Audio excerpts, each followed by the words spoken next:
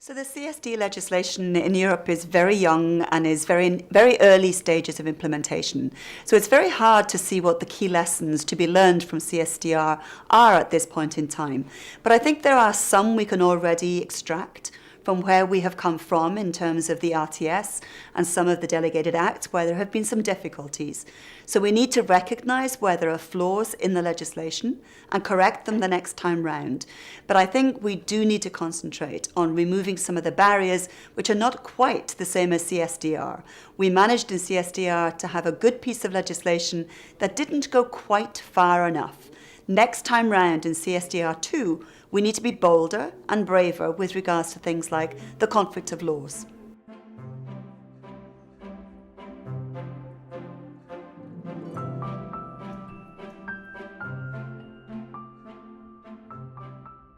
So when we started the CSDR legislation in Europe, we were told we were being too ambitious in trying to get the settlement cycle to T+2.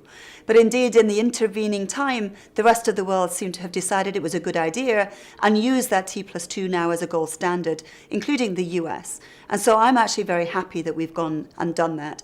But of course, the world has moved on since. We now have Target 2 securities that wasn't in implementation phase when we started this. We have new data rules in Europe. So there are lots of things impacting our companies in Europe that maybe the rest of the world don't have to contend with. So I think we need to look at this in the round.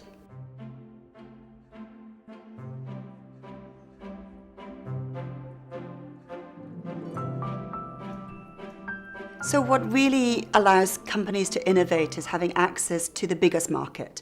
So a single market in financial services is really important for the post-trade space. We're not really there yet because there's a lot of legislation that needs to still be harmonized. In particular, some of those Giovannini barriers that were identified at least 17 years ago. So we've still got work to do. But to make companies innovate and to help them innovate, we need regulators to facilitate, to actually assist these innovative companies in how they find their place in the post-trade world. This, I think, we can do, and we can do well. So I think European companies need to innovate.